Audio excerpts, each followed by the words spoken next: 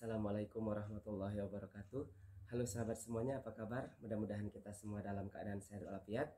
Pada kesempatan kali ini ketemu lagi dengan saya Pak Beni dan akan menyampaikan tentang materi gangguan dan penyakit pada sistem peredaran darah manusia. Semangat belajar.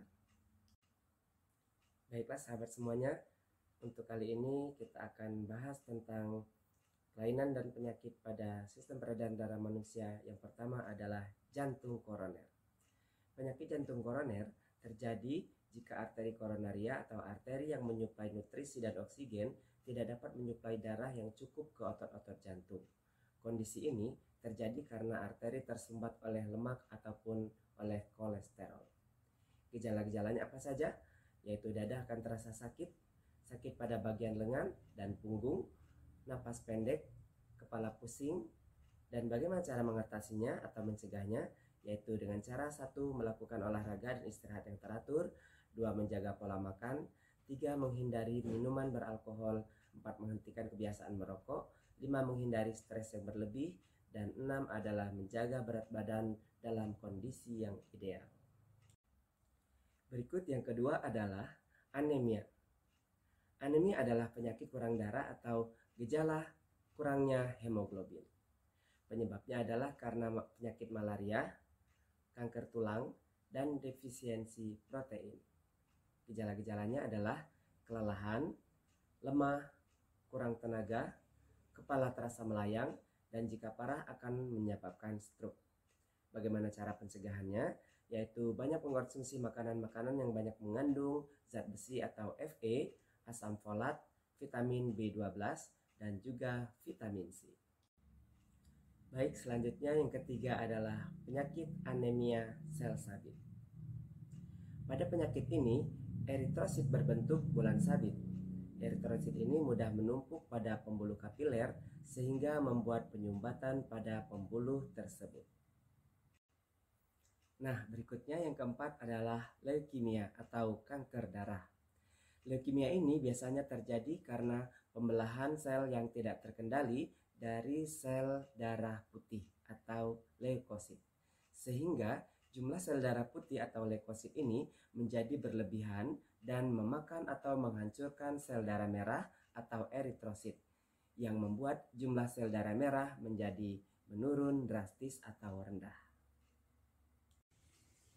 Nah, yang kelima adalah hemofilia atau darah sukar membeku.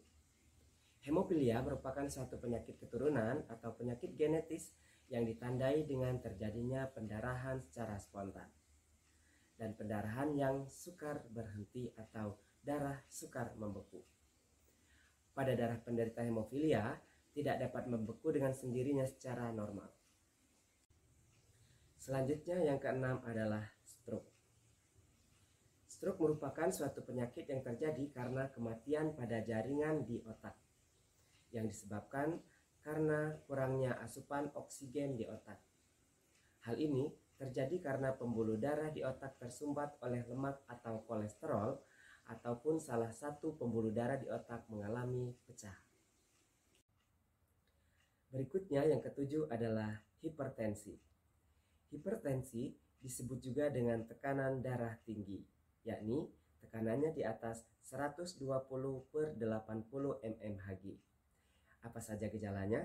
Gejalanya adalah sakit kepala, pusing, kelelahan, pendarahan di hidung, mual, muntah, dan sesak napas. Berikutnya penyebabnya adalah arteriosklerosis atau pengerasan pembuluh darah, obesitas, kurang olahraga, stres, mengkonsumsi minuman beralkohol, atau mengkonsumsi makanan yang banyak mengandung garam, lemak, dan juga kolesterol. Nah, berikut ini yang kedelapan adalah hipotensi, kebalikan dari hipertensi. Hipotensi terjadi karena tekanan darah kurang dari 120/80 mmHg atau yang disebut juga dengan tekanan darah rendah. Apa saja gejalanya? Gejalanya yang terjadi yaitu sering pusing, sering menguap, penglihatan kurang jelas, keringat dingin, mudah lelah, denyut jantung lemah, dan muka tampak pucat. Bagaimana cara mengatasinya? Yaitu dengan cara minum air putih dalam jumlah yang banyak, minimal 2 liter sehari, mengkonsumsi makanan-makanan yang dapat meningkatkan tekanan darah, dan juga berolahraga secara teratur. Selanjutnya yang ke-9 adalah varises. Varises adalah suatu keadaan di mana pembuluh darah balik atau vena mengalami pelebaran atau terpuntir. Gejala ini biasanya terjadi pada daerah kaki. Bagaimana cara pencegahannya? Upaya pencegahannya yaitu ketika tidur, tungkai kaki dinaikkan 15-20 cm. Menghindari berat badan berlebih, menghindari berdiri terlalu lama, berolahraga secara teratur, dan menghindari pemakaian high heels. Dan yang ke-10 adalah thalassemia. Apa itu thalassemia?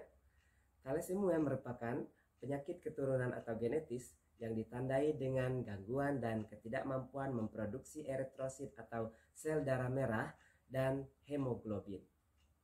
Apa saja gejalanya? Gejalanya yang pertama adalah anemia, kemudian pembesaran hati dan limfa, kemudian pembekuan tulang muka yang abnormal sehingga terjadi gangguan pertumbuhan. Nah, sahabat semuanya, tadi sudah kita pelajari apa sajakah 10 gangguan dan penyakit pada sistem peredaran darah manusia. Yang pertama adalah jantung koroner, yang kedua adalah anemia, yang ketiga anemia sel sabit, yang keempat adalah leukemia, yang kelima adalah hemofilia, 6 stroke, 7 hipertensi, 8 hipotensi, 9 varises, dan 10 adalah thalassemia. Mudah-mudahan kita semuanya terhindar dari berbagai penyakit ini dan tetaplah semangat.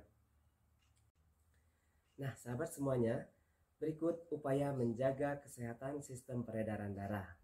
Apa sajakah? Yang pertama adalah olahraga secara teratur minimal 1 minggu sekali.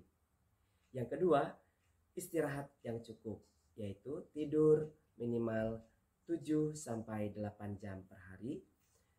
Berikutnya, minum air putih yang banyak, minimal 2 liter sehari atau minimal 8 gelas per hari.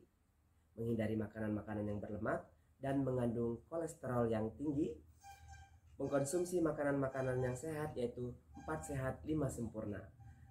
Kemudian tidak minum minuman beralkohol dan mengurangi makanan-makanan yang terlalu asin atau banyak mengandung garam. Kalau kita menghindari dan menjaga pola hidup sehat, insya Allah kita akan bisa terus sehat dengan menjaga sistem kesehatan peredaran darah. Semangat! Nah, demikian tadi sahabat-sahabat semuanya sudah kita saksikan bersama-sama materi tentang kelainan dan penyakit pada sistem peredaran darah manusia. Mudah-mudahan dapat dimengerti dan dipahami sehingga kalian bisa lebih menjaga kesehatan. Untuk itu mohon maaf kalau ada kesalahan dan kehilapan dari saya. Terima kasih. Assalamualaikum warahmatullahi wabarakatuh.